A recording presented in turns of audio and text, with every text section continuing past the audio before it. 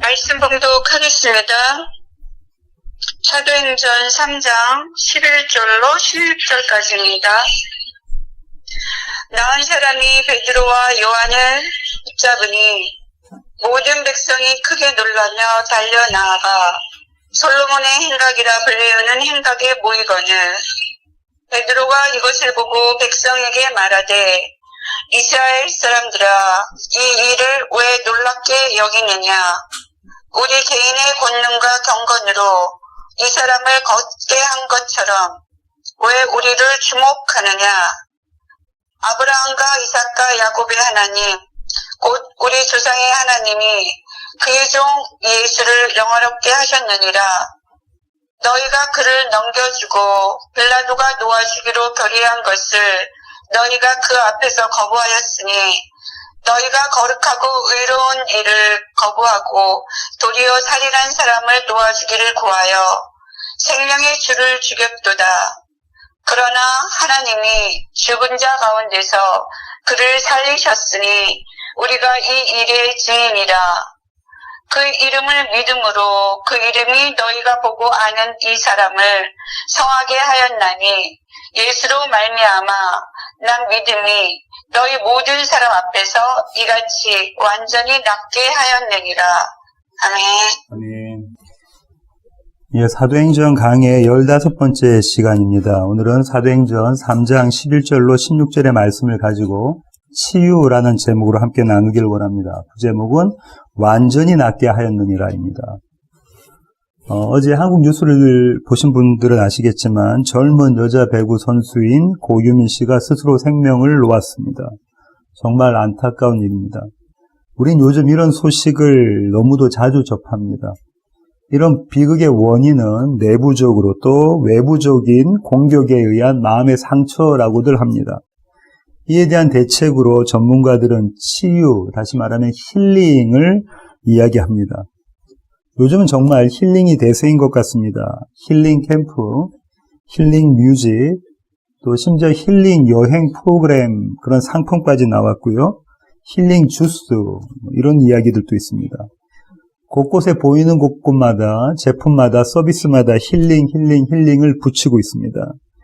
힐링이라는 단어를 앞에 두면 그렇게 시도한 마케팅은 대박이라는 힐링 신드롬까지 퍼질 정도입니다. 이런 상황들을 보면 우리는 지금 그 무엇보다도 힐링이 필요한 시대를 살고 있는 것은 분명해 보입니다. 힐링이라는 뜻을 가진 한자어 단어, 치유라는 단어를 한국어 사전에서 찾아보면 이런 뜻 갖고 있습니다. 치료하여 낫다, 치료받아 낫다. 그리고 이 영어 힐이란 단어, 동사인 힐이란 단어를 찾아보면 치유하다, 치유되다, 낫다, 회복되다 이런 뜻 가지고 있습니다. 오늘 설교는 이 힐링, 치유에 관한 내용입니다. 1절부터 10절까지, 3장 1절부터 10절까지 지난 시간에 우리가 나눴는데요. 치유의 기적에 대한 것이죠. 나면서부터 걷지 못했던, 그래서 평생을 구걸로 삶을 살았던 이 한 남자, 그에게 일어난 기적에 대한 것이 지난 시간의 내용이었고요. 그래서 지난주 설교가 창세전부터 그에게 주목하셨던 하나님의 사랑, 그 사랑을 나타내는 것이다라고 말씀을 드렸습니다. 어마어마한 사랑이시죠. 오늘 본문인 11절부터 26절은요, 베드로의 두 번째 설교인데요. 처음에는 이걸 한꺼번에 다 하려고 했는데 세 번에 나누어서 설교를 하도록 하겠습니다. 베드로는 이렇게 설교를 하는데요. 이스라엘의 행위를 이야기합니다. 그들이 어떤 일을 저질렀는지를 고발하고요. 또 하나님의 행위, 그분이 어떤 일을 하셨는지를 또 선포합니다. 그리고 하나님의 은혜의 약속을 상기시키는 것으로 결론을 짓지요. 정리해보면 베드로의 설교의 요점은 이렇습니다. 하나님의 종이 하나님의 백성들에 의해서 죽임을 당했다. 그리고 그들은 그분이 어떤 분이시라는 걸, 약속된 메시아라는 것을 알지 못했다. 그러나 그런 그들에게 약속의 기회가 주어졌는데, 그러니까 회개하라. 이것이 베드로의 설교, 세 번에 제가 나눠서 할 그 설교의 전체적인 내용입니다. 유명한 신약학자 폴 월스키는 이렇게 이야기했는데요. 베드로의 설교에는 예수님의 정체성 세 가지가 드러나 있다. 오늘 그걸 보여주는 것이다라고 이야기합니다. 첫 번째 정체성은 이런 건데요. Jesus the servant입니다. 하나님의 종이신 예수 그리스도. 이것이 오늘 본문이고요. 그러니까 11절부터 16절의 말씀입니다. 다음 시간에 나눌 예수님의 정체성은 Jesus the Messiah입니다. 메시아이신 예수님에 관한 것이고요. 17절부터 21절까지 다음 시간에 나누겠습니다. 그 다음 마지막으로 2주 있다가 나눌 말씀은 Jesus the Prophet입니다. 선지자, 예언자이신 예수 그리스도에 대한 것인데요. 그건 22절부터 26절까지 2주 있다가 나누도록 하겠습니다. 저는 이 예수님의 정체성을 세 번에 걸쳐서 치유와, 오늘 설교 제목이죠. 치유와 회복과 성취라는 관점에서 살펴보도록 하겠습니다. 오늘 이 에피소드를 조금 나누려고 하는데요. 이 에피소드의 세팅이 이렇습니다. 11절 제가 한번 읽어보겠습니다. 사도행전 3장 11절. 나은 사람이 베드로와 요한을 붙잡으니 모든 백성이 크게 놀라며 달려나아가 솔로몬의 행각이라 불리는 행각에 모이거늘. 이 솔로몬의 행각은 이방인의 뜰 가운데 있었고요. 이렇게 기둥들이 쭉 있는 것이죠. 장사꾼들 또 환전꾼들이 거기에다가 자리를 펴고 장사를 하고 그 다음에 또 돈을 바꿔주는 그런 자리가 그 자리였습니다. 여러분 잘 아시는 예수님의 성전 청결 사건에서 드러났었죠. 그리고 또 그 자리는요, 이스라엘의 랍비들이, 이스라엘의 선생들이 제자들을 가리키고 유대 사람들을 가리키는 자리이기도 했었습니다. 오늘 이후로는요, 초대교회 성도들이 모여서 하나님의 말씀을 사도들로부터 듣던 자리가 또 그 자리이기도 했었습니다. 이 자리에서 어떤 일이 일어났냐면요, 병고침을 받은, 평생을 걷지 못해서 나면서부터 다리를 쓰지 못했던 사람이 이젠 나아져서 걷고 뛰고 또 노래를 부르면서 달려갈 수 있는 정도의 회복, 온전하게 완전하게 회복된 상태로 성전에 들어갔죠. 이 이방인의 뜰에 들어옵니다. 두 제자 베드로와 요한과 함께 이 뜰에 들어오죠. 그리고 이 나은 사람이 이 두 제자를 붙잡습니다. 그러자 그곳에 있던 많은 사람들이 이 자리로 함께 모여들게 되죠. 그들이 모인 이유가 뭘까요? 그들은 왜 이 자리에 모였을까요? 왜 베드로와 요한에게 모였을까요? 기적의 출처가 어딘지를 알아보기 위한 겁니다. 그들은 이 남자를 잘 알고 있거든요. 왜냐하면 성전 문 앞에서 늘 구걸하던 그 남자, 일어서지도 못해서 다른 사람들의 부축을 받아서 그 자리를 지켰던 그 남자를 너무나 잘 알고 있거든요. 매일 보는 그 남자니까요. 그 사내니까요. 근데 이 사내가 일어나서 벌떡벌떡 일어나서 뛰고 있는 겁니다. 걷고 있는 겁니다. 그러니 도대체 이 기적을 이룬 이 사람들이 누군가, 그 장본인, 그 출처를 보기 위해 모였죠. 화제 중에 화제인 거죠. 그때 그 모인 사람들을 바라보며 베드로가 이렇게 설교를 시작합니다. 12절입니다. 베드로가 이것을 보고 백성에게 말하되 이스라엘 사람들아 이 일을 왜 놀랍게 여기느냐? 우리 개인의 권능과 경건으로 이 사람을 걷게 한 것처럼 왜 우리를 주목하느냐? 베드로가 경고를 합니다. 그들에게 뭐라고 경고하죠? 우리를 주목하지 말아라. 왜 우리를 주목하니? 우리를 주목하지 마. 우리가 이 권능과 우리가 이 기적을 베푼 것이 아니다. 이렇게 이야기를 하죠. 이것은 개인의 권능과 경건으로 될 일이 아니다. 도대체 그 일로는 가능한 일이 아니다. 우리의 실력으로는 할 수 없는 일이다. 그렇게 이야기합니다. 이 기적의 원인, 다시 말하면 이 기적의 출처는 다른 분이 계시다라고 소개하고 있죠. 그게 13절 상반절부터 나옵니다. 아브라함과 이삭과 야곱의 하나님, 곧 우리 조상의 하나님이 아브라함과 이삭과 야곱의 하나님, 우리 조상의 하나님. 이거는요, 이스라엘에게 주셨던 하나님의 이름입니다. 출애굽기 3장 15절 한번 보실까요? 찾으셨으면 제가 한번 읽어보겠습니다. 하나님이 또 모세에게 이르시되 너는 이스라엘 자손에게 이같이 이르기를 너희 조상의 하나님 여호와 곧 아브라함의 하나님 이삭의 하나님 야곱의 하나님께서 나를 너희에게 보내셨다 하라. 이는 나의 영원한 이름이요 대대로 기억할 나의 칭호니라. 아브라함의 하나님, 이삭의 하나님, 그리고 야곱의 하나님이 우리 조상들의 하나님, 그 여호와 하나님이 너희의 하나님이다. 지금 베드로가 이스라엘 사람들에게 이 이야기하고 있는 겁니다. 이 기적의 원인 출처가 누구시라고요? 너희의 하나님, 너희가 그렇게 잘 알고 있는 그 여호와 하나님, 이 성전의 주인 되신 그분이시다, 이렇게 이야기하고 있는 겁니다. 그러면서 너희의 그 하나님께서 이루신 일이 무엇인지 아니? 이렇게 이야기하죠. 그러면서 예수님을 언급합니다. 13절 하반절부터 15절 한번 보시겠습니다. 하나님이, 우리 조상의 하나님이 그의 종 예수를 영화롭게 하셨느니라. 죄송합니다. 너희가 그를 넘겨주고 빌라도가 놓아주기로 결의한 것을 너희가 그 앞에서 거부하였으니 너희가 거룩하고 의로운 일을 거부하고 도리어 살인한 사람을 놓아주기를 구하여 생명의 주를 죽였도다. 그러나 하나님이 죽은 자 가운데서 그를 살리셨으니 우리가 이 일의 증인이라. 베드로가 뭐라고 말하냐면요. 그 하나님 있잖아. 그 하나님. 아브라함과 이삭과 야곱의 하나님, 너희 조상들의 하나님, 너희의 하나님, 그 하나님이 너희가 죽인 이 나사렛 예수를 영원롭게 하셨다. 그를 살려내셨다. 그리고 지금 그분과 함께 하신다. 그와 함께 하신다. 이거는요, 그들의 이스라엘에 넘겨주고 거절하고 부정했던, 그래서 그 결국이 그를 죽여버린 그 예수를 하나님이 살리셨다는 거예요. 그들이 행한 모든 행위가 이 순간에 부정이 되고 있는 거죠. 그것은 너희가 하나님의 뜻에 거스린 것이야. 하나님을 너희의 적으로 돌렸던 그 행위야. 이렇게 이야기하고 있습니다. 그러면서 16절에 이 치유한 사건, 이 힐링의 사건을 이야기하고 있는데요. 16절 제가 읽어보겠습니다. 그 이름을 믿음으로 그 이름이 너희가 보고 아는 이 사람을 성하게 하였나니 예수로 말미암아 난 믿음이 너희 모든 사람 앞에서 이같이 완전히 낫게 하였느니라. 힐링도 이만저만한 힐링이 아니에요. 완전히 힐링된 거죠. 완전히 치유됩니다. 완전히 회복된 겁니다. 어떻게 해요? 믿음으로 그랬다라고 베드로가 이야기하고 있습니다. 믿음으로 그랬다.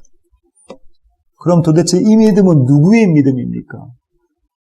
베드로와 요한, 예수님의 수제자들의 믿음입니까? 아니면 남에서부터 걷지 못했던, 남에서부터 다리를 쓰지 못했던 이 선천적 장애를 가진 이 거린의 믿음입니까?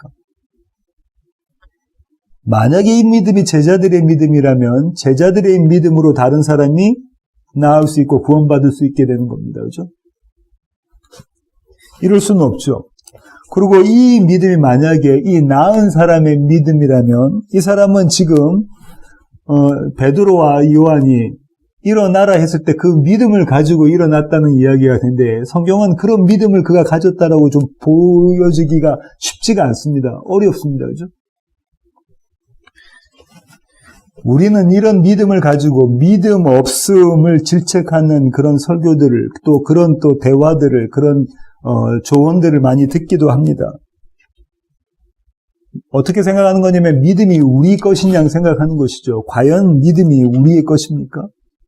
저와 여러분이 매일의 삶 가운데 일상 가운데 발휘하는 믿음이 그런 건가요? 이 자를 치유한 능력은요, 베드로가 분명히 이야기하고 있는데요. 나사렛 예수 그분의 이름이라고 이야기하고 있습니다. 다시 말하면 무슨 말이냐면 나사렛 예수가 그 자를 살리셨다, 이 남자를 살리셨다라고 이야기하는 것이고요. 그 이름을 믿는 믿음이라는 것은 그분을 믿는 믿음이라는 거죠. 그분을 믿는 믿음. 나사렛 예수를 믿는 믿음이라는 거예요. 근데 그 믿음의 출처가 누구라고 합니까? 그분으로 인한 믿음이라고 지금 베드로가 이야기하고 있습니다. 달리 어떻게 해석할 방법이 없는 거예요. 어떻게 해요? 그분의 믿음이다, 이 믿음은. 그분의 믿음이라는 거죠. 마태복음 16장 13절부터 17절 보실까요? 마태복음 16장. 저와 여러분이 너무나 잘 아시는 말씀인데요. 제가 읽어보겠습니다. 예수께서 빌립보 가이사랴 지방에 이르러 제자들에게 물어 이르시되 사람들이 인자를 누구라 하느냐? 이르되 더러는 침례 요한, 더러는 엘리야, 어떤 이는 예레미야나 선지자 중에 하나라 하나이다. 이르시되 너희는 나를 누구라 하느냐? 시몬 베드로가 대답하여 이르되 주는 그리스도시요 살아계신 하나님의 아들이시니이다. 전형적인 믿음의 고백입니다. 신앙의 고백이지요. 성도라면, 교회라면, 그리스도인이라면 누구나 해야 될 신앙 고백입니다. 근데 주님이 이렇게 말씀하시죠. 예수께서 대답하여 이르시되 바요나 시몬아 네가 복이 있도다. 이를 내게 알게 하니는 혈육이 아니요 하늘에 계신 내 아버지시니라. 뭐라고요? 이 믿음의 출처는 네가 아니라 하나님이시다. 이렇게 이야기하고 있습니다. 그 바로 뒤에 지금 어떤 이야기가 있냐면 베드로가 예수님이 십자가에 달리신다고 하니까는 그것을 안 됩니다라고 십자가를 부정하는 모습이 나오죠. 항변하여 꾸짖어 예수님을 나무라는 그림이 나옵니다. 그건 안 된다라고요. 저항하는 장면이 나오죠. 믿음은 이런 것이라는 거예요. 그 베드로가 오늘 이방인의 뜰에서 모여서 솔로몬의 행각에 모여서 지금 이 얘기 해주고 있는 겁니다. 믿음 그건 너희 것 아니다. 예수 그리스도의 것이다라고 하죠. 히브리서 기자는 이렇게 이야기합니다. 히브리서 12장 2절로 가볼까요? 히브리서 12장 2절입니다. 믿음의 주요 또 온전하게 하시는 이인 예수를 보자. 그는 그 앞에 있는 기쁨을 위하여 십자가를 참으사 부끄러움을 개의치 아니하시더니 하나님 보좌 우편에 앉으셨느니라. 히브리서 기자가 뭐라고 이야기하냐면 믿음의 주, 믿음을 책임져 주시고 믿음의 창시자 되시는 그분, 온전하게 하시는 그분, 믿음은 그분의 것이다라고 이야기하고 있는 것이죠. 그러면 지금 베드로가 이스라엘 사람들에게, 예루살렘 사람들에게 이렇게 이야기하고 있는 것이죠. 이 사람이 나은 것은 이 사람 안에 있는 예수 그리스도의 믿음 때문이다. 그렇게 이야기하고 있는 겁니다. 이렇게까지가 오늘 그 본문의 내용이고요. 저는 여기서 플롯을 발견했는데요. 16절 하반절에 있는 말씀입니다. 16절 하반절에 이같이 완전히 낫게 하였느니라. 이거는 대단한 갈등이 담겨져 있는 구절입니다. 청중들은 베드로가 이 이야기를 설교했을 때, 이야기를 선언했을 때 어떻게 해요? 이같이 완전하게 낫게 됐다. 완전하게 힐링받았다. 고침받았다. 회복되어졌다. 치유되었다. 이 이야기를 하자. 그들의 마음속엔 대단한 갈등이 생겼을 것이라고요. 그 갈등, 그 플롯을 한번 살펴보기를 원하는데요. 그들이 이 남자의 치유를 보았나요? 회복된 걸 보았습니까? 그 병에서 나음을 입은 걸 보았습니까? 예, 보았습니다. 그들의 두 눈으로 목격을 했습니다. 매일매일 성전 앞 문에서 성전 문에서 구걸했던 그 남자애가 어느 날 갑자기, 그게 오늘이죠. 오늘 그들의 눈앞에서 벌떡 일어나서 성전 안으로 들어가고 그들 옆에 서 있는 것을, 그렇게 뛰고 있는 것을, 그렇게 노래 부르는 것을 그들의 눈으로 보았어요. 이 힐링을, 이 치유를 경험했습니다. 그들 모두는 이 치유의 증인이 됩니다. 그렇죠? 놀랍기도 하고요. 반갑기도 하고요. 기쁘기도 하고요. 그들 가운데 희망이 또 생기기도 했을 겁니다. 그런데요, 베드로는요, 그 힐링의 주체가 나사렛 예수라고 선언하고 있습니다. 나사렛 예수라고요. 그분은 하나님의 종이라고 먼저 선언을 합니다. 그분은 하나님의 종이야. 이사야 42장 1절부터 4절 한번 보실까요? 내가 붙드는 나의 종, 내 마음에 기뻐하는 자, 곧 내가 택한 사람을 보라. 내가 나의 영을 그에게 주었은즉 그가 이방의 정의를 베풀리라. 그는 외치지 아니하며 목소리를 높이지 아니하며 그 소리를 거리에 들리게 하지 아니하며 상한 갈대를 꺾지 아니하며 꺼져가는 등불을 끄지 아니하고 진실로 정의를 시행할 것이며 그는 쇠하지 아니하며 낙담하지 아니하고 세상의 정의를 세우기에 이르리니 섬들이 그 교훈을 악망하리라. 여기 있는 이 42장부터요, 이사야 53장까지가 고난받는 하나님의 종, 하나님의 어린 양에 대한 이야기입니다. 엄청난 그 장수가 거기에 지금 그 내용을 이야기하고 있습니다. 52장 13절 한번 보실까요? 이사야 52장 13절입니다. 보라, 내 종이 형통하리니 받들어 높이 들려서 지극히 존귀하게 되리라. 이후로 보면 그 종은요, 보기에도 형편없고요, 어디 한 군데 쳐다볼 데가 없고요, 학벌, 경력, 이런 것도 없고요, 갖고 있는 재산 이런 것도 없습니다.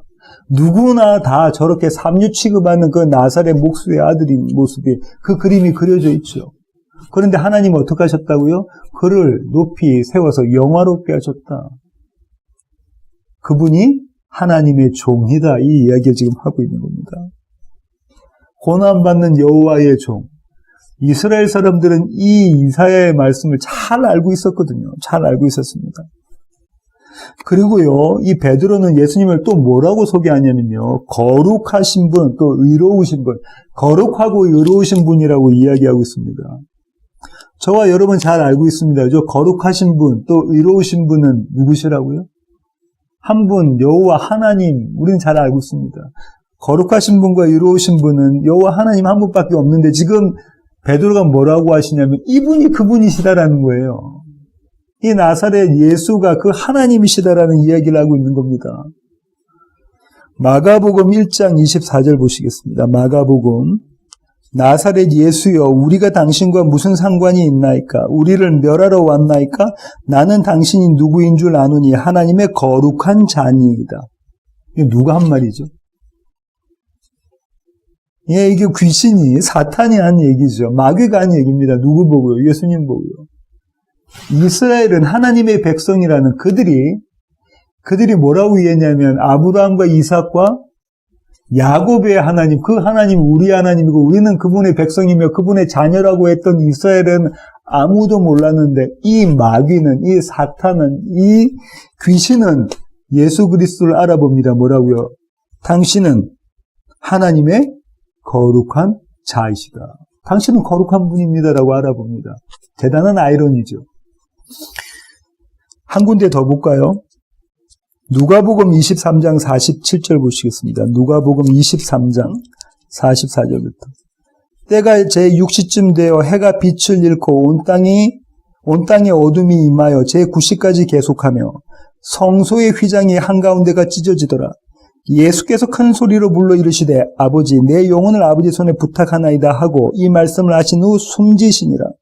백부장이 그 된 일을 보고 하나님께 영광을 돌려 이르되 이 사람은 정녕 의인이었도다 하고, 예, 의인이었다. 이 사람이 정녕 의인이었다. 이 사람은 의인이다. 죽어서는 안 되시는 분이다라는 거죠. 이 백부장은요, 이방인이었습니다. 그러니까 한번 보십시오. 대단한 역설인데요. 하나님이 택하신 하나님의 백성인 이스라엘들은, 그리고 자칭 여호와 하나님이 우리의 아버지시다라고 이야기했던 그들은 전혀 몰랐어요. 누구를? 예수님이 거룩하고 의로우신 분인 줄 몰랐는데 이 사탄과 이 이방인 백부장은 그분을 알아봅니다. 베드로는요, 나사렛 예수를 또 어떻게 소개하냐면요, 생명의 주라고 소개하고 있습니다. 생명의 주. 이 주라는 단어는요, 어떤 뉘앙스를 가지고 있느냐면요, 영어로 보면 founder, 이렇게 설립자, 창시자, author, 작가죠. 내가 나의 스토리를 쓰는 작가. 이런 창시자, 또 무언가 처음 시작하신 분, 주인 되신 분에 대한 이야기가 있고요. 또 리더라는 이 뉘앙스를 둘 다 가지고 있습니다. 그러니까 이런 겁니다. 생명의 창시자 되시고, 생명을 시작하신 분 되시고, 생명 그 자체가 되시며, 생명을 주시는 분. 왜냐하면 그분이 생명이시니까, 그리고 그분이 생명의 주인이시니까 생명을 주실 수 있는 것이잖아요. 그 생명을 주시는 분으로 나사렛 예수를 소개하고 있는 겁니다. 주님 그렇게 말씀하셨죠. 요한복음 10장 28절 가보실까요?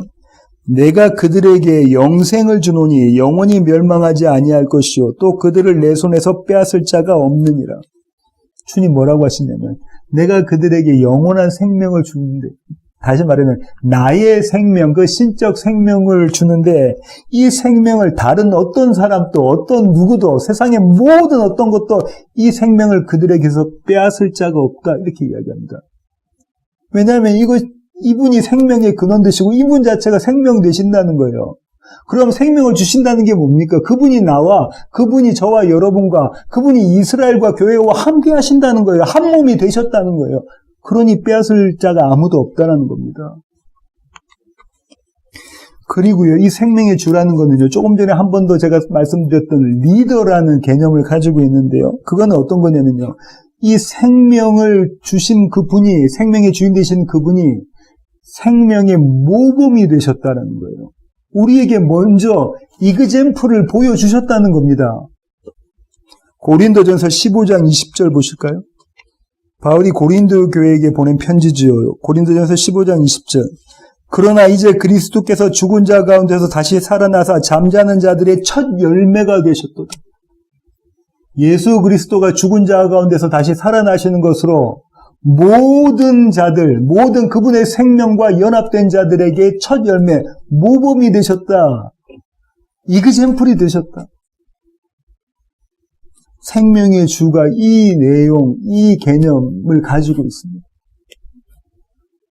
베드로가 지금 이스라엘에게 이렇게 이야기하는 거예요. 그분은 하나님의 종, 이사야가 예언했던 그 고난받는 종, 이스라엘을 구원하기 위해서 온 그 어린 양, 희생 제물이셨고, 그분은 거룩하고 의로우신 분, 너희는 몰랐지만 이방인과 사탄까지도 마귀까지 알았던 그분이셨고, 그분은 하나님 그 자체셨고, 그분은 생명의 주인 되셨던 분이시니, 그분은 생명의 창시자시고 생명 그 자체시며 생명을 우리에게 주시는 분이시며 생명의 모범이 되신 분이시다. 이렇게 이야기를 합니다. 베드로가 지금 이스라엘 사람들에게, 그 솔로몬의 그 행각에 모인 사람들에게 지금 뭐라고 선언하는 거냐면, 이스라엘아, 이스라엘아. 그분이 어떤 분이신지를 너희가 확실히 보라. 확실히 깨달아 알아라. 이렇게 이야기하고 있는 겁니다. 그런데요, 여기에 기가 막힐 일이 벌어진 거잖아요. 왜 기가 막힐 일이냐면요. 그런데 그 생명의 주가 그들의 손에 의해서 죽임당한 주입니다. 그죠? 그들의 생명의 주가 그들의 손에 의해서 죽임당한 주라니까요. 베드로가 이 사실을 지적합니다. 그게 13절부터 15절 상반절에 있는데요. 뭐라고 하냐면 넘겨줌을 당했다라고 하죠. 누구에게 넘겨줍니까? 이방인 로마야 총독인 누구한테요? 본디오 빌라도에게 넘겨주죠. 이방인에게 유대인을 넘겨줍니다. 그들의 하나님을 넘겨주죠. 그들의 메시아를 넘겨줍니다. 그리고요, 이 이스라엘 사람들은 그분을 거절합니다. 몇 번이나 거절하냐면 3번이나 거절합니다. 누가복음 23장 22절 한번 보실까요? 빌라도가 3번째 말하되 이 사람이 무슨 악한 일을 하였느냐? 나는 그에게 죽일 죄를 찾지 못하였노니 때려서 놓으리라 하니 뭐라고요? 3번째 지금 이야기하고 있는 거예요. 내가 놓아줄게. 이 사람 죄를 발견할 수 없어. 내가 놓아줘야 되겠다. 아니야, 이 사람에게는 죄가 없어. 그러니 내가 놓아줄게. 몇 대 때리고 놓아줄게. 이스라엘 사람들이 어떻게 하죠? 23절. 그들이 큰 소리로 재촉하여 십자가에 못 박기를 구하니 그들의 소리가 이긴지라. 그들이 그렇게 이야기합니다. 어떻게 해요? 아니요. 그 사람을 죽이십시오. 그 사람을 죽이십시오. 3번이나 부인했습니다. 이때 베드로의 그 부인이 오버랩되고 있죠. 그 다음에요. 뭐라고 지금 베드로가 설교에서 이야기하냐면 너희는 살인한 사람은 놓아주고 이 공의롭고 의로우신 분, 거룩하신 분, 이분은 너희가 죽이게 내버려 두었다. 너희가 선택했다는 겁니다. 누구와 누구 중에서요? 바라바라 하는 예수와 나사렛 예수 중에서 너희는 바라바라 하는 예수가 메시아의 뜻 갖고 있잖아요. 예수와 바라바라 하는 예수를 너희가 선택했다. 너희의 그리스도는, 너희의 메시아는 바라바였다. 너희의 손으로, 너희의 지혜로, 너희의 능력으로 이 로마를 정복해 보려고 했던 그가 너희의 메시아였다. 너희는 그들을 선택했었다. 이렇게 3번 너희는 그분을 넘겨주고 거절하고 또 부인하고 부정하면서 너희는 마침내 그분을 죽여버렸다. 이 베드로의 설교를, 이 베드로의 이 칼날 같은 지적을 받은 이 이스라엘 사람들은요, 이 유대 사람들은요, 그들의 머릿속에서 마치 영화의 필름이 재생되는 것처럼 그런, 기억이 그렇게 재생되었을 겁니다. 왜요? 마치 얼마 전이죠? 얼마 안 됐어요. 50일 전에 그 일들이 일어났거든요. 1년, 2년, 3년, 4년 지난 것도 아니고 50일 전에 그 일들을 그들의 손으로, 그들의 입술로 저질렀거든요. 베드로가 이렇게 그들에게 메시지를 전하는 겁니다. 이스라엘아, 너희가 어떤 자인지 똑똑히 보아라라는 거예요. 아까 우리 강호찬 집사님이 기도하신 것처럼 너희가 십자가에서 그분을 달아 죽인 자라는 것을 똑똑히 보아라. 자, 여기서요. 베드로의 설교를 듣는 청중의 입장에서 한번 생각해 보겠습니다. 우리가 그들의 마음을 한번 읽어보자고요. 엄청난 감정의 변화를 그 짧은 시간, 찰나 같은 그 시간에 변화를 경험했지 않았겠습니까? 대단한 놀라움과 반가움이 있었죠. 기쁨과 희망이 있었습니다. 왜요? 나면서부터 걷지 못하는 자가 이제는 고침을 받고 치유함을 받고 힐링되어서 걷고 뛰고 노래 부르고 성전까지 들어오는 장면을 그들의 눈으로 목격했었으니까요. 반갑고 기쁘고 즐겁고 놀라움이 있었다가 이제는 그렇게 고쳐주신 그 사내를 고쳐주신 분이 나사렛 예수이고 그분이 너희 손으로 잡아 죽인 그분이시다. 그분을 하나님이 일으켜 세우셨다. 그 일으켜 세우심과 같이 이 사내를 일으켜 세우신 것이다. 이런 이야기를 지금 듣고 있으니까 이들의 마음이 어떻겠습니까? 이 대단한 놀라움과 반가움은요, 금방 무엇으로 바뀌었을까요? 말할 수 없는 두려움과 절망으로 바뀌었을 겁니다. 이제 어떻게 하지? 이제 우리에겐 절망밖에 없다. 이 느낌 가운데 있지 않았겠습니까? 이게 플롯입니다. 이런 갈등이 있는데 이 어마어마한 갈등이 오늘 이 에피소드를 절정으로 이끕니다. 이게 다음 시간에 나누겠습니다. 오늘 설교의 결론을 맺도록 하겠는데요. 치유는요. 오늘 설교의 제목이 치유잖아요. 이 힐링은요. 영어로는 힐링인데요. 오늘 이 에피소드를 보면 이 치유와 힐링은 이렇게 표현할 수 있을 겁니다. 나를 바로 보는 것. 정확한 내 모습을 보는 것. 나의 어떠함을 보고 내가 죽은 자 되었다. 내가 사망 가운데 있는 자라는 것을 보는 것이 힐링의 시작입니다. 그와 동시에 그분이 어떤 분이시라는 것. 다시 말하면 나에게 생명 주시는 분이 누구시라는 것. 그분의 생명을 온전하게 경험하는 것. 이것이 힐링입니다. 나를 보고 그분을 보는 것. 나를 알고 그분을 아는 것. 이것이 힐링입니다. 오늘 에피소드로 돌아가서요. 이 에피소드의 등장인물로 나오는 이 사내, 이 남자를 한번 볼까요? 그는 나면서부터 걷지 못했죠. 40평생이라고 베드로가 이야기하고 있는데요. 40평생 동안 구걸했던 자입니다. 온갖 멸시와 천대 속에 있었던 자죠. 구걸로 한 푼 줍쇼. 그것으로 적선으로 하루하루의 생명을 이어오던 자가 이 사내입니다.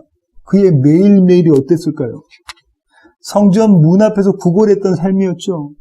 남들은 전부 다 그를 지나서 성전 문을 통과해서 여인의 뜰, 이방인의 뜰을 지나서 예루살렘, 이스라엘의 뜰에 가서 하나님 앞에 예배드리고 거기서 노래 부르는 것을 매일매일 그렇게 경험했는데 그는 단 한 차례도, 단 한 번도 그 성전 문턱을 넘어보지 못했던 자입니다. 그게 그의 매일매일이에요. 말씀이 없었다면요, 오늘 이 사건이 없었다면 그저 어제와 똑같은 오늘이고요. 오늘과 똑같은 내일의 매일매일, 그 매일매일을 살았던 이 남자였을 겁니다. 그 매일매일이 나를 보는 삶을 이야기해 줍니다.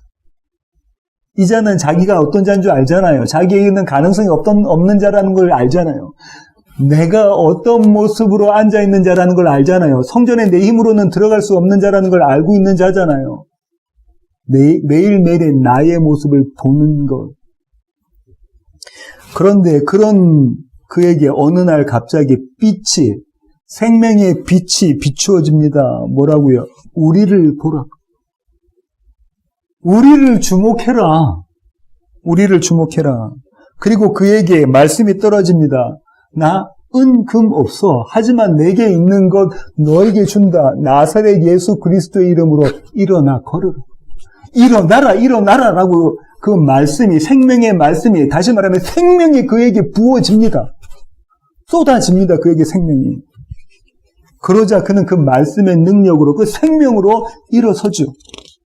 그는 그렇게 생명의 주를 봅니다.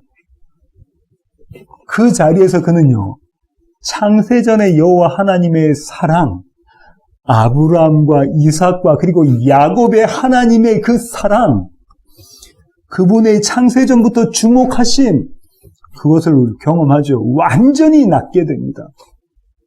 그렇게 온전한 힐링, 흠도 점도 없는 힐링, 참된 치유를 경험하게 됩니다. 어떻게요? 그 안에 있는 믿음에 주신 예수 그리스도의 믿음.